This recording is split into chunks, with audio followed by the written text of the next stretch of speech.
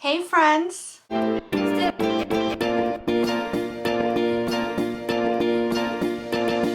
name is Desiree, aka Mama Friendly, and I do all sorts of videos on my channel, from cooking videos to planner videos, vlogs, hauls, homeschool videos with a Disney twist, a little bit of everything. So if any of that sounds like fun to you, I hope that you'll subscribe and join me on my YouTube adventure.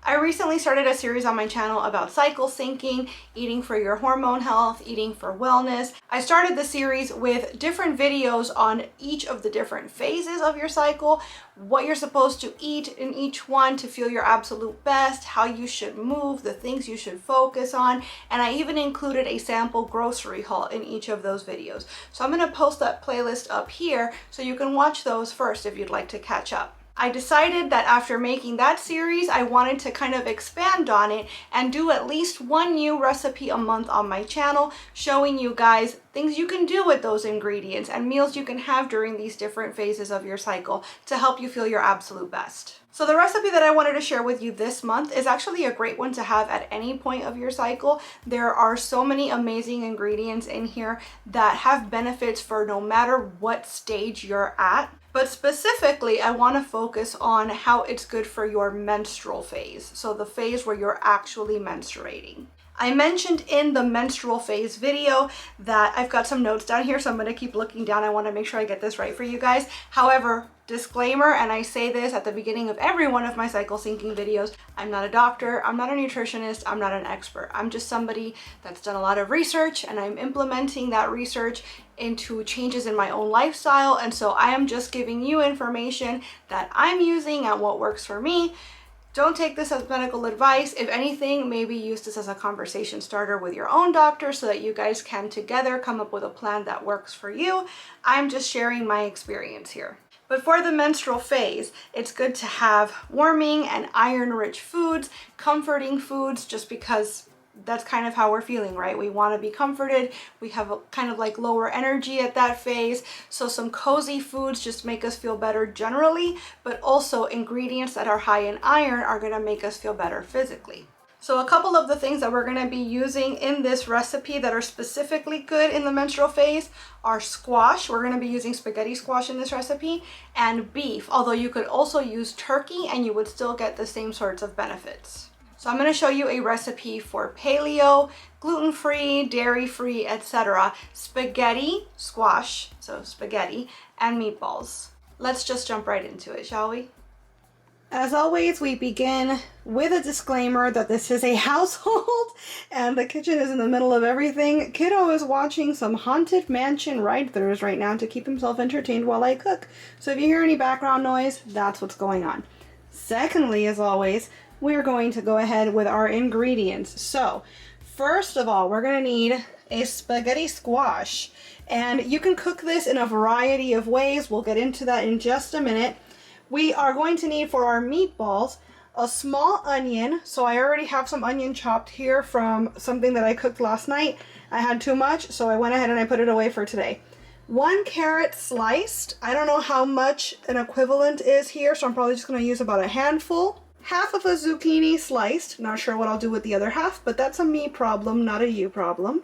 1.5 pounds of ground grass-fed beef or turkey. I'm using beef. We've got a pound here, and the other half a pound approximately down there from another recipe. No waste around here. You're going to want a dash each, quote unquote, so basically season with your heart, of salt, pepper, onion powder, oregano, and parsley. Lastly, you're going to need about a tablespoon of avocado oil for cooking the meatballs. For serving, the recipe calls for 16 ounces of low sodium organic tomato sauce.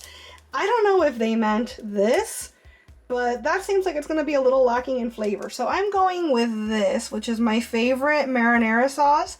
I know that I can rely on it to be dairy-free because a lot of these spaghetti sauces have cheese in them, and it's actually really, really tasty.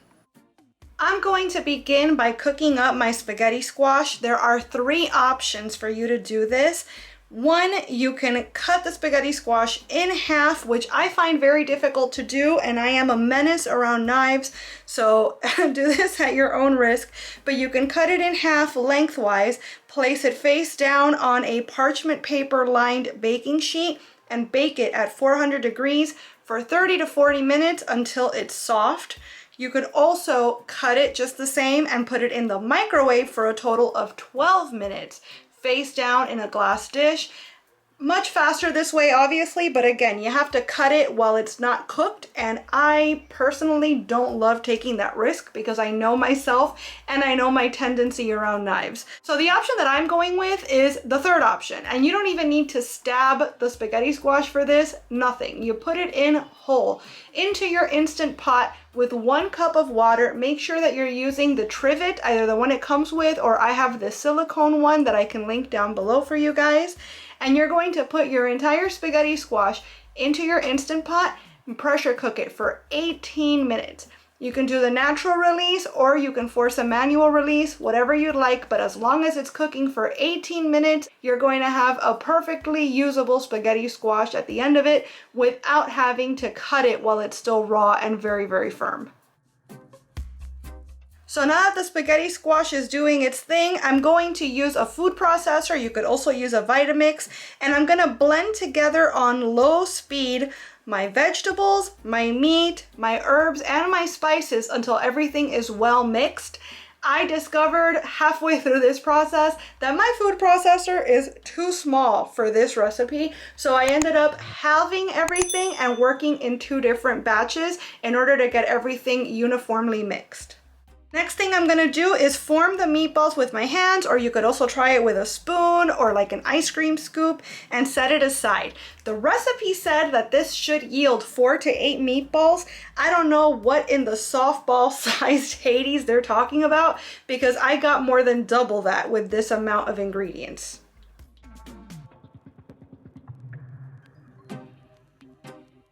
We're gonna heat a medium skillet over a medium flame and add the avocado oil to the skillet. Just let it come to temperature for a couple of minutes so that the oil is hot. In the meantime, my spaghetti squash is ready, so I'm gonna take it out of the Instant Pot and just set it aside so that it cools down a bit, just enough for me to be able to handle it without burning myself.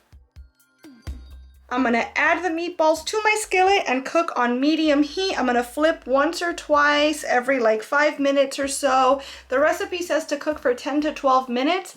And even though my meatballs were smaller than the ones they made, I still opted to cook for about 15 minutes total, just to make sure they were cooked through to the middle. Once they're cooked, you can set them aside on a plate and work on your squash. So you're going to cut it open at this point if it has not already been cut open because you used a different method of cooking.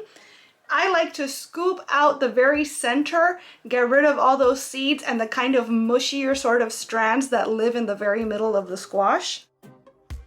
And now you can use a fork and run it along the rest of the squash and it'll form threads that resemble spaghetti, hence the name spaghetti squash. Now the recipe does not explicitly say to season the spaghetti squash, but I'm somebody that likes to season every single layer of a recipe to make sure that nothing turns out bland. So I just added a little bit of pepper and garlic salt to the spaghetti squash before moving forward. If you'd like, you can warm up your tomato sauce before serving. Mine came from the pantry and not the fridge, so I decided to skip that step. And I'm just gonna plate my spaghetti squash with the meatballs and the sauce. If you're not dairy free, you can add some cheese at this point. It would no longer be paleo, but you do you.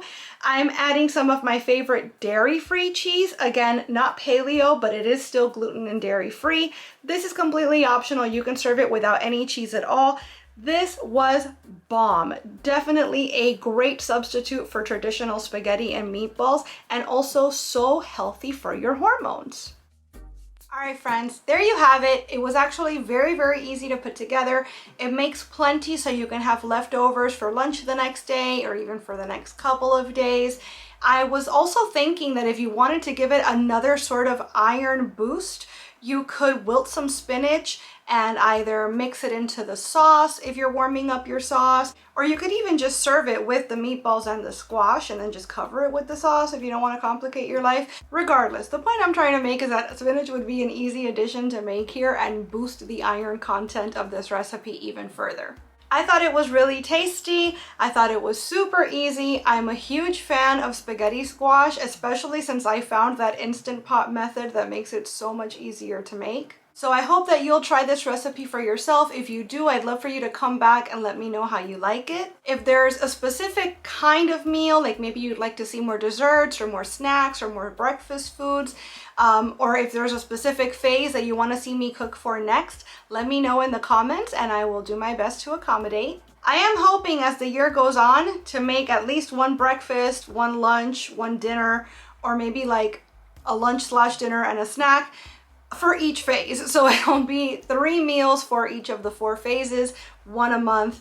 You get my drift. But again, if there's something you'd like to see sooner rather than later, I'd love for you to let me know. I want to thank you so much for being here and watching this video. I really hope you enjoyed it, and if you did, I hope you'll please give it a big thumbs up. I'd also love it if you'd subscribe and click that notification bell because I post at least 3 times a week and I wouldn't want you to miss a minute.